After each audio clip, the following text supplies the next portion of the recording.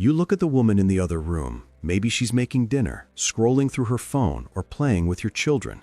You've lived with her for 5, 10, maybe 20 years. You know how she wrinkles her nose when she laughs. You know the mole on her shoulder. You know her phone password, or you think you do. You believe your family is an unbreakable fortress built on trust and a shared history.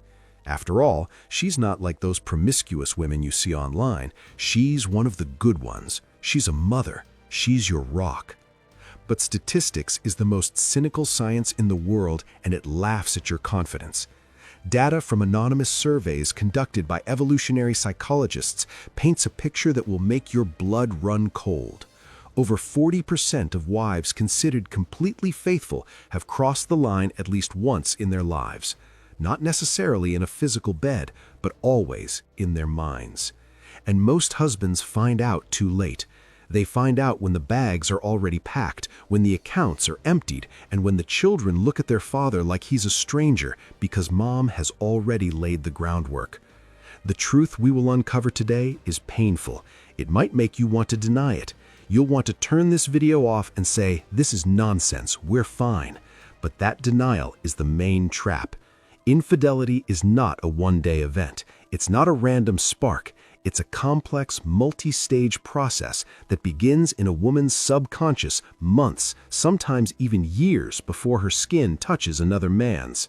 It's a silent war that her instincts declare on your marriage. Today, we won't be moralizing. We won't talk about ethics, sin, or conscience. In the jungle of biology, these concepts don't apply. We will conduct a cold, surgical investigation, drawing on the principles of Sigmund Freud and Carl Jung, but translating them from academic language into the language of harsh male reality. We will dissect a woman as a biological mechanism. We will see how the mechanics of her betrayal change with age.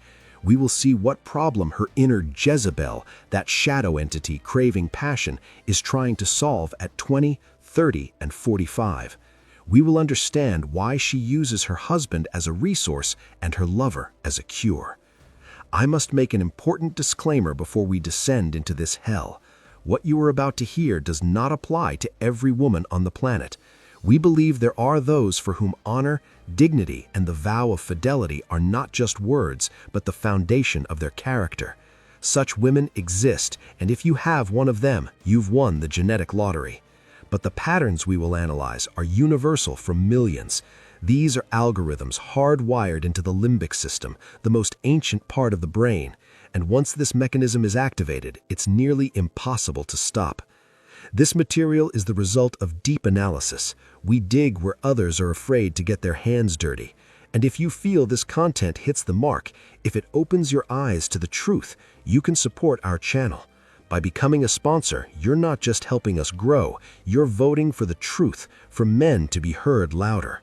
The sponsorship link is in the description, and every contribution you make is a bullet in our information arsenal.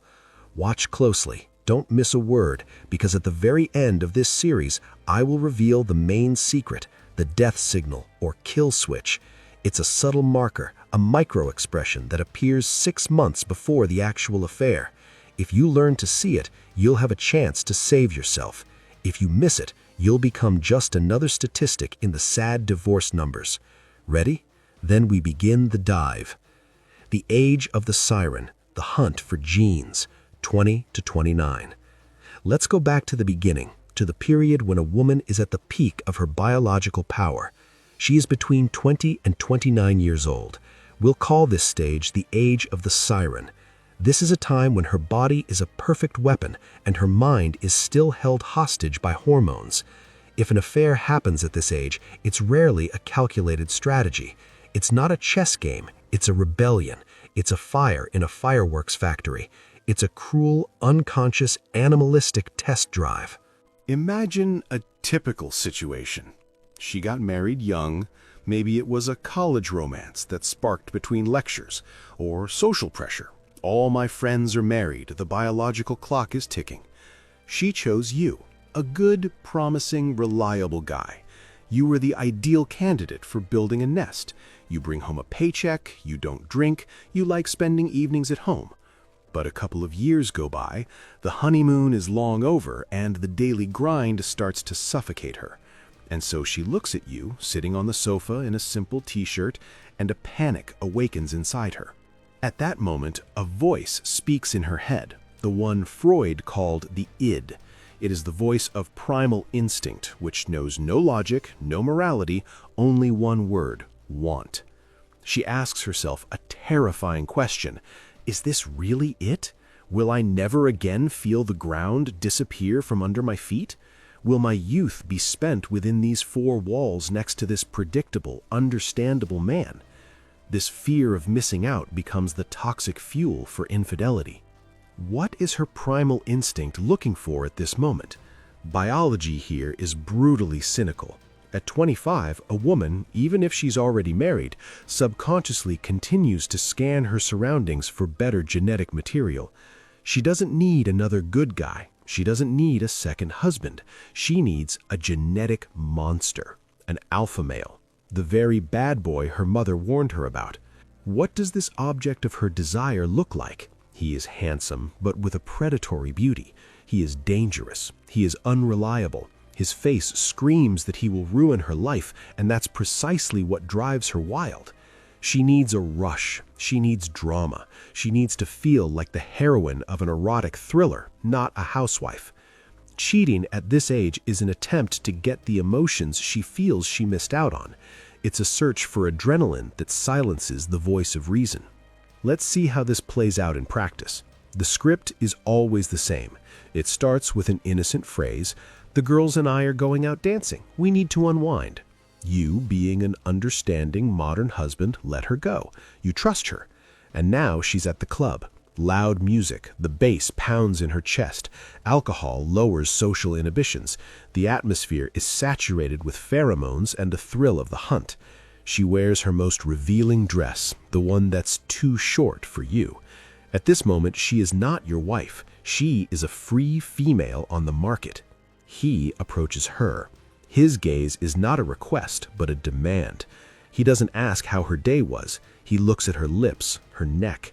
A spark flies between them, something Jung would call archetypal recognition. She thinks it's fate, but it's really just a cocktail of dopamine and oxytocin. She forgets about you. In that second, you simply don't exist in her universe. You have been erased. There is only this rhythm, this scent of another man, this risk. At this age, they cheat foolishly and carelessly. It's like playing with fire. The sex is spontaneous, in a club bathroom, in the back seat of his car, at a rented apartment where they go to watch the sunrise. For her, the act itself is a sport. It's a way of asserting herself. She feels alive, desired, in demand. In the moment of intimacy with him, she experiences peak overload. Her body reacts in a way it never has with you, because fear is part of the mix. The fear of being caught, the fear of the forbidden fruit. And as we know, forbidden fruit is always sweeter. She comes home in the early morning, quietly opens the door so as not to wake you. She gets in the shower to wash off the smell of another man's sweat, tobacco, and cologne. She stands under the hot water and thinks, "My God, what have I done?" But deep down, where her shadow lives, she is smiling. She feels like a winner. She has taken what she wanted from life.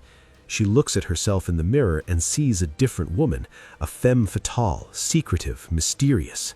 For the husband, this phase is dangerous because it's often disguised as a period of finding herself. She might become irritable, start listening to different music, change her style of dress. She might suddenly join a gym and start working on her glutes with manic determination. You think, good for her, she's taking care of herself.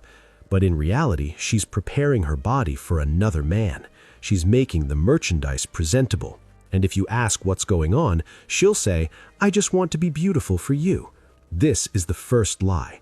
At 25, a woman never works out her ass for a husband who already loves her no matter what. She's doing it for the competitive market. The most painful part of this phase is that the man is not her enemy.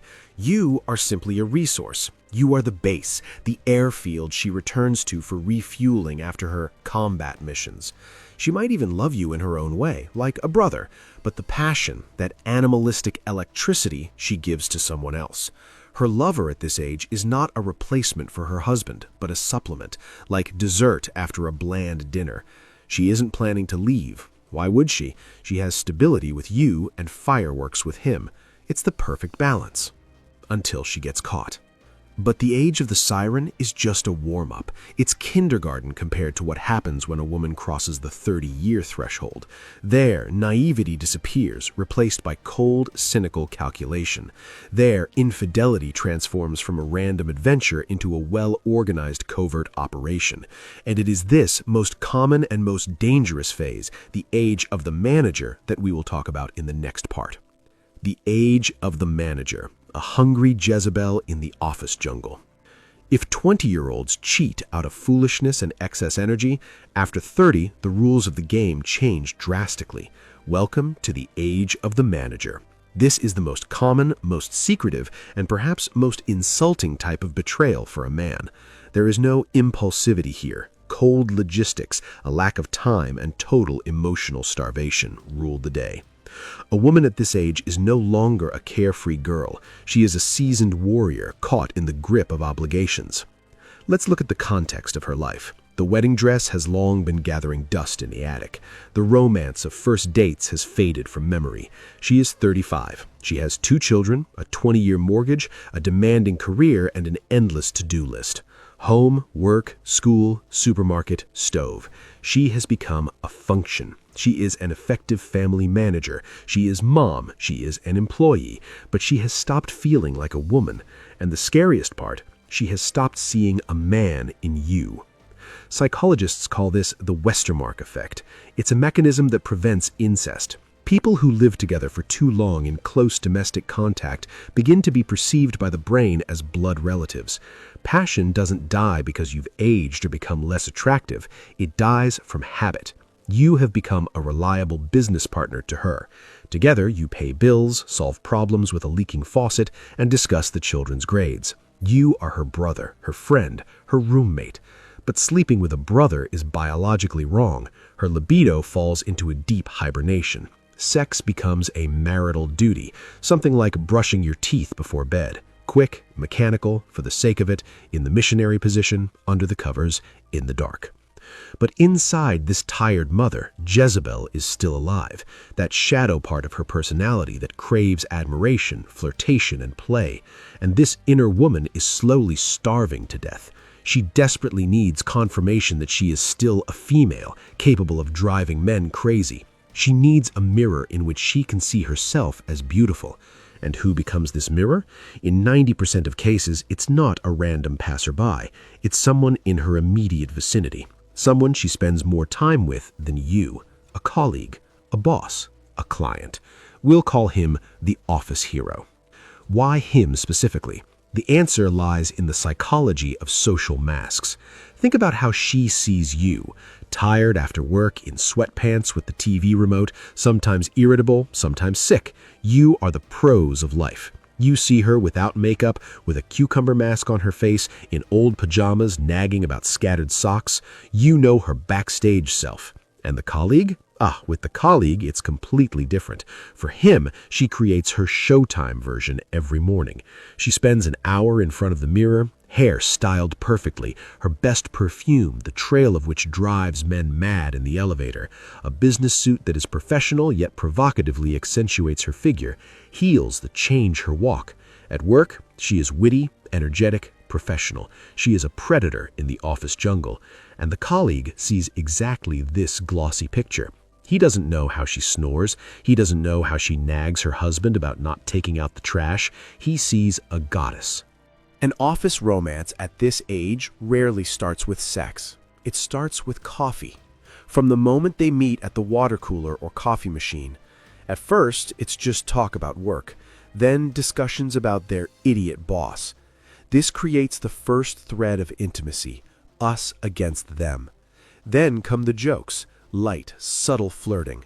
He compliments her on her new blouse, and her dopamine receptors explode like fireworks. She comes home, and your ordinary words seem bland to her. She misses that electricity. She gets hooked on this attention like it's the strongest drug. The messaging begins. First during work hours, then in the evenings. Officially, they're discussing the quarterly report, but desire bleeds through between the lines. She smiles at her phone screen while sitting next to you on the couch. You ask, "What's so funny?" She flinches and replies, "Oh, just a meme in the work chat." It's a lie. At that moment, she is getting another dose of admiration from another male. Jung would call this a projection of the animus. She finds in this man the qualities she believes have died in you: mystery, danger, and intellectual challenge. And here, the most cynical scheme of the 30-something woman kicks in, the dual mating strategy. A woman at this age is pragmatic. She doesn't want to destroy her family. She doesn't want a divorce, the division of assets, trauma for the children, and a move to a rented apartment. She values the comfort you provide, so she makes a decision, often unconsciously, to divide the functions. The husband remains as a resource. You are the guarantor of stability, security, and status. You are the foundation. And the lover becomes the source of emotions and hormonal fuel. She uses you for money and domestic life, and him for animalistic electricity. The anatomy of mental infidelity, betrayal in your own bedroom. But physical infidelity, a hotel for an hour during a lunch break, sex in the car in the corporate parking lot, is just the tip of the iceberg. The most terrible, dirty, and humiliating thing for a man doesn't happen there. It happens in your own bedroom, in your marital bed. This is a phenomenon that psychologists don't talk about, but which is practiced by millions of women. It's mental infidelity. Imagine the situation. It's Friday night. You, as a dutiful husband, initiate intimacy. She agrees not because she's burning with desire, but because she has to, so you don't get upset or suspicious. The lights are off. The process begins. It seems to you that everything is as usual. You hear her breathing, feel her body's movements. Maybe she even moans louder than usual. You think you are a king, that you have given her pleasure. But if we could connect a monitor to her brain at that moment, you would see a horror film, because the second you touch her, she closes her eyes and presses play in her imagination. Your face isn't there. Your body isn't there. Your scent isn't there. She is using a dissociation technique. Physically, she is with you, but mentally, she is transported to another world. In this world, it's not her husband looming over her, but that same colleague from the office. She imagines his hands on her hips. She imagines his voice whispering obscenities to her. She replays that casual glance from the meeting in her mind and turns it into a full-blown pornographic scene. She is using your body as a biological vibrator, as a tool to get her release, while her soul and mind are cheating on you in real time. This is the highest degree of cynicism. She moans not from your touch, but from her fantasy. She reaches her peak imagining another man, and when it's over, she kisses you on the cheek and says thank you, but inside she feels not gratitude, but a slight disappointment that reality didn't match the picture in her head. She turns to the wall and falls asleep, leaving you completely confident that you have a strong marriage, but in fact, you have just participated in group sex where the third participant was invisible, but he was the main one. Why does this happen? Because Jezebel demands to be fed. Female sexuality is more complex than male sexuality. She needs context. She needs intrigue. She needs drama. If she doesn't have it at home, she will create it in her head using images of other men. And often this mental infidelity lasts for years before it becomes physical. It's a time bomb. Because sooner or later, fantasy will want to become reality, and then she will find an excuse to stay late at work, go on a business trip, or attend a corporate party from which she will return not only as a mental adulteress, but a factual one as well. If this block of recognition has stabbed you in the heart, if you remember that absent look in your wife's eyes during intimacy, do not ignore it. This is the first warning sign. And remember, we exist thanks to your support. Become a channel sponsor so we can continue to expose these truths. Next up is the most terrifying part. We will talk about the age of the witch, the period when a 45-year-old woman goes mad with hormones and begins to destroy her life with the fury of a berserker. Don't go anywhere. It's going to be brutal. Hormonal rebellion, when Jezebel goes insane. We are now approaching the most tragic and destructive stage of female evolution. If in their 20s they were driven by curiosity, and in their 30s by boredom and calculation, then after 45, pure, uncontrollable panic takes the stage. Welcome to the age of the witch. This is the time when the woman who seemed to you a model of prudence, the grandmother of your grandchildren and the keeper of the hearth, suddenly transforms into a completely unfamiliar creature capable of burning her life and your destiny to the ground in a single week. What is happening? Why does this particular age become the point of no return? The answer lies in harsh endocrinology. A global restructuring begins in a woman's body, commonly called menopause, but in the language of infidelity, it's called a hormonal storm. The level of estrogen, the hormone responsible for softness, caring, the desire to nest, and social compliance, begins to fall rapidly. But the level of testosterone, the male hormone of aggression and libido, rises sharply in percentage terms. The brakes fail. Shame disappears. The fear of social judgment dissolves. A woman looks in the mirror. She sees new wrinkles, a sagging facial contour, gray at the roots, and a siren goes off in her head, the volume of which is hard for a man to even imagine. This is the last chance syndrome. She realizes, I'm getting old. In another 5 years, I'll be invisible. Men will stop looking at me. I'll become a genderless being. This thought is unbearable for her. Freud would describe it as a conflict between eros, the life drive, and thanatos, the death drive. And to defeat death, she urgently needs to prove to herself at any cost that she is still alive, that she is still a viable female. The hunt for young blood. Vampirism as love. What is her primal instinct looking for in this agony? She no longer needs men her own age. You, her husband, with your back pain, your sofa, your talk about the country house and politics. You represent the very old age she is fleeing from. You are the mirror in which she sees her own decline. So she turns away from you. She needs a cure for old age. She needs young meat. The objects of her passion become men 10, 15, or even 20 years younger than you. This is a classic, almost vulgar scenario that repeats itself time and again. The fitness trainer with perfect abs, the dance instructor who holds her so passionately on the dance floor, the young subordinate at the office who looks at her with adoration, or even your son's friend. For her, this is not just sex, it's energetic vampirism. Through contact with a young, firm, testosterone-filled body, she tries to drink his youth to fill her own inner void. What does this look like? It looks pathetic and terrifying at the same time. A woman of 45 plus in love with a young male loses her mind completely. If the 30-year-old manager hides her affair to avoid losing her husband's money, the witch is ready to give up everything. She starts spending family savings on expensive gifts for her lover. She buys him clothes, gadgets, pays for trips. She is in essence buying the illusion of love. She believes that this 25-year-old Adonis truly loves her soul and not her wallet. The foolishness at this age reaches cosmic proportions. Intimate life in such couples is distinguished by a special, almost animalistic insatiability. She tries to make up for the years lost in a boring marriage with you. In bed with a young lover, she becomes the initiator. She demands experiments. She becomes aggressive. She allows things to be done to her that she considered dirty and unacceptable with you. She thinks she has finally liberated herself. In reality, it's the agony of the flesh before sunset. She wants to do everything before the shop closes. Scorched earth tactic. The collapse of the family. The most terrible thing for a husband in this situation is not the act of infidelity itself, but the cruelty with which it happens. In the age of the witch, a woman burns her bridges. She loses her mind. She can come home and tell the husband she's lived with for 30 years, I'm leaving. I never loved you. You stole the best years of my life.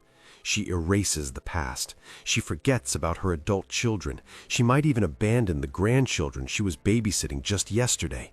She doesn't care. The hormones are screaming, live for yourself.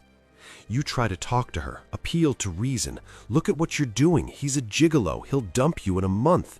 But your words only infuriate her. In her eyes, you are a jailer trying to keep a bird in a cage. You are an enemy who envies her happiness. She packs her bags and leaves for a rented apartment with her boy toy, leaving you in the ruins of what you built your whole life. And the saddest part is that you turn out to be right.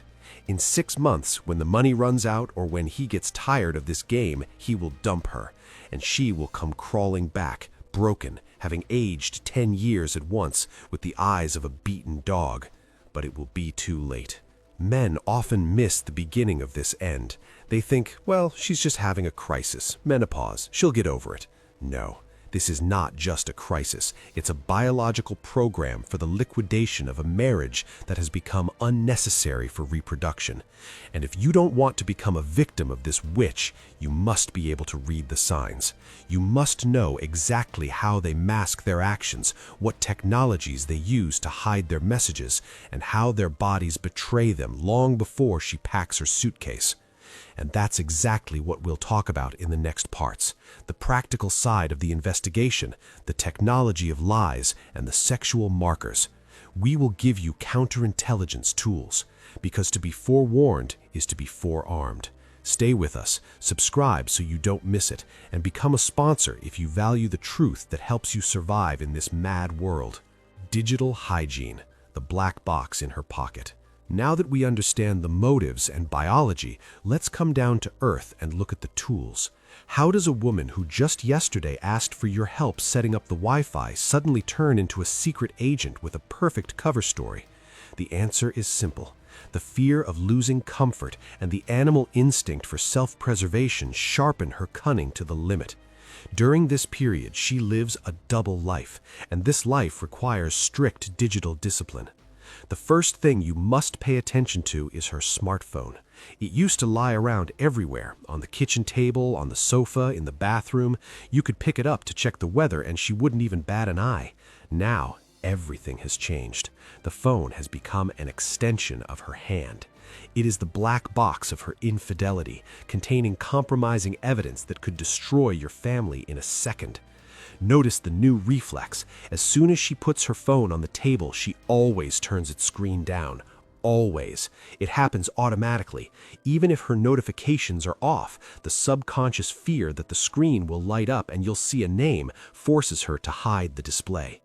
The second point, passwords. If the unlock code used to be a child's birthday or a simple 1111, it has now been changed. To your question why, you'll get an aggressive response about personal boundaries. But the most interesting part is inside the contact list. Female cunning knows no bounds here. A lover will never be saved as Alex or my love. It's too dangerous. In her phone, he is disguised as a safe, boring contact. Jen Nails, gym reception, Uber Eats, or even IRS inquiry. You see a pop-up message from Maria Brows. Are you free today at 6 p.m.? You think she's going for a brow correction, but in reality, it's a coded signal from her lover about a meeting. She uses messengers you might not even have heard of, secret chats on Telegram that self-destruct 30 seconds after being read, hidden folders disguised as a calculator. Yes, such apps exist. On the screen, it's a calculator, but if you enter a secret code, a vault of photos and chats opens. This is digital paranoia taken to the absolute extreme. Mutual protection and gaslighting, psychological terror.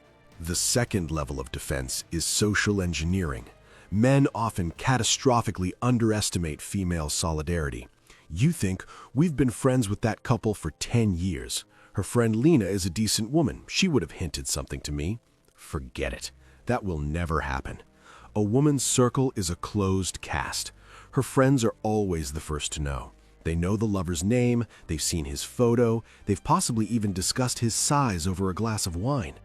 Moreover, the friends act as active accomplices. The alibi, "I'm staying at Lena's tonight, we're going to drink wine and complain about life," is a classic that works flawlessly. You call Lena and she cheerfully confirms, yes, she's in the shower, everything's fine, even though your wife is in a hotel on the other side of town. Why does Lena lie to you, looking you in the eye when you were grilling steaks for her at a barbecue yesterday? Because female loyalty is always stronger than loyalty to a friend's man. Often, friends are even envious of the affair, living out their own unfulfilled fantasies of passion and risk through her. But the most terrible and destructive weapon in her arsenal is not the lies of her friends, but gaslighting. This is a psychological inversion, an attack instead of a defense. Imagine the situation. You've noticed an inconsistency, a receipt from a restaurant that she couldn't explain, or a strange call in the middle of the night. You, as a rational person, ask a direct question. Are you seeing someone? Tell me the truth. The logical reaction of an innocent person would be calm surprise, maybe a slight offense, but a willingness to clarify the situation. But a cheating woman will launch a brutal counterattack. She will throw a tantrum of epic proportions. She will start screaming, "How dare you? You're a sick, jealous man. You've turned my life into a hell with your control. I'm tired of your mistrust. You're projecting." She will cry, break dishes, pack her bags. The goal of this tantrum is one thing: to shift the focus from her actions to your reaction. She will turn the situation around so masterfully that in 10 minutes you'll be on your knees apologizing for being a tyrant and a paranoid. You will feel guilty for your suspicions, even though your suspicions were absolutely correct. Gaslighting makes the victim doubt their own sanity. It's a scorched earth tactic, after which trust is impossible to restore. Sexual markers, when the body can't lie. While a phone can be wiped and an alibi can be bought with a bottle of wine for a friend, physiology cannot be deceived. The bed is the place where Jezebel leaves the clearest evidence. A woman's body is a traitor that always tells the truth, and a man just needs to take off his rose-colored glasses and learn to read these signs. It's painful, but it's necessary for survival. Marker 1. The Lingerie Paradox. Think about what she's been wearing around you for the past few years. Comfortable cotton, sports tops, nude-colored panties, granny options for her period. This is relative's underwear. It's a uniform for domestic life. And suddenly, you notice a change. A set appears in the dresser drawer that you've never seen before. Expensive, aggressive lace, black or red silk, stockings, garters. You ask, "Wow, who is all this beauty for?" She will give a standard, rehearsed answer. "I bought it for myself. I want to feel more confident, more like a woman." This is a lie. A woman in a marriage whose libido for her husband is dormant never buys uncomfortable, scratchy synthetic lace for herself. She wears it to be beautiful when undressed. It's gift wrapping. And if the gift is her, then the recipient is definitely not you. If she puts this set on in the morning under her business suit to go to work and comes back in it in the evening but doesn't rush to bed with you and quickly changes into pajamas, know this: the presentation has already happened and the main spectator has already appreciated the goods. Marker 2. Skill import and mirror neurons. Sex with a wife in a long-term marriage is usually a well-established script. You know every movement, every breath, every familiar position. It's like a favorite movie you've seen 100 times, and suddenly there's a glitch in the program. Something new appears in your bedroom. She suddenly suggests a position she used to categorically reject or find uncomfortable. She starts using dirty talk in bed, which she used to consider vulgar. She makes movements with her tongue or hands that you definitely did not teach her. Where did this come from? She didn't read it in a magazine. This is the work of mirror neurons. A woman subconsciously copies what she enjoyed with a new male. She brings techniques and habits she learned from her lover into your bed. She liked how he did it, and she's trying to repeat it with you to relive those emotions. Or, conversely, she's comparing. For her, it's a way to extend the pleasure of her affair, but for you, it should be an alarm signal, as loud as a tolling bell. There is a third invisible person in your bed: biological rejection and the Judas Kiss. But the most damning, most accurate marker is scent and kisses. Pay attention to how she kisses you, or more precisely, how she avoids it. A deep French kiss is an act of supreme intimate trust and pheromonal exchange. It's a biological compatibility check. When a woman is in love with someone else, her receptors reconfigure to the scent and taste of the new male. Your scent, which used to be familiar and comforting to her, is now perceived by her brain as foreign, and sometimes even physically unpleasant. She starts to pull away. You lean in for a kiss. She offers her cheek. You want to kiss her before you leave. She does it quickly, dryly, with her lips pursed as if kissing an unpleasant relative. Freud would call this object displacement. Her body, at a biological level, is trying to remain faithful to its new master by rejecting the fluids and scents of the old one. This is called the Judas Kiss. When physical intimacy formally still exists, sex may continue out of inertia, but the soul, passion, and acceptance are gone. You are sleeping with a mannequin who dreams of escaping. But even these signs are just symptoms of a disease that has already infected the body of your marriage. There is one final, absolutely fatal signal, the kill switch I mentioned at the beginning. It appears earlier than the lace underwear and earlier than the password on the phone. It is the point of no return. And in the final part of our investigation, we will tear off the masks. I will show you this sign, explain its deadly biological nature, and give you a clear algorithm of action. What a man should do when he realizes the end is inevitable. Prepare yourself. The conclusion will be harsh. The death signal. The point of no return. And so we come to the most important part. You've been waiting for this from the first minute. I promise to show you the one absolutely fatal sign that guarantees the end of a relationship and an inevitable affair before it even happens physically. It is not shouting, not broken dishes, not even coldness in bed. It is a micro-expression that evolutionary psychology calls contempt. And this is the death signal for your marriage. Let's break down what this is. Men often confuse contempt with anger or resentment. This is a fatal mistake. Hate is a hot emotion. It means you are not yet indifferent, that you still evoke feelings. Resentment is a hidden request for attention and love. But contempt is the kill switch, a biological off switch. From a zoological and evolutionary perspective, a female cannot biologically desire a male she despises. The moment she looks at you with this feeling, she has subconsciously demoted you from the rank of man and leader to the rank of service staff, child, or empty space. What does this signal look like? It lasts for a fraction of a second, but if you know where to look, you will never unsee it. Remember your arguments or even just casual conversations. Contempt is always asymmetrical. It's a crooked, cold smirk where only one corner of the mouth lifts. It's not a smile of joy, it's a grimace of superiority. It's a demonstrative eye roll in response to your harmless phrase. It's a long, condescending sigh when you simply enter the room, as if your very presence is stealing her oxygen. Pay attention to her gaze. If she looks at you down her nose, even if she is physically shorter than you, that's it. If she looks through you as if you were transparent, that's it. Freud would say that at this moment, the woman's ego completely devalues your figure to make room for the new object of desire. She mentally destroys your significance to justify her future betrayal. After all, betraying a king is a crime, but betraying a jester or a weakling is just natural selection. Why is this a death sentence? Because contempt is the only emotion that is irreversible. Love can be won back. Passion can be reignited. Hatred can be extinguished. But contempt works like acid. It corrodes respect. And without respect, a woman cannot produce the complex hormonal cocktail responsible for attraction to her man. If she despises you, she is physically, on a receptor level, repulsed by being your woman.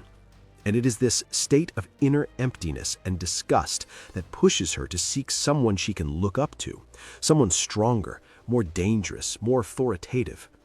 Conclusion? The strategy of radical autonomy.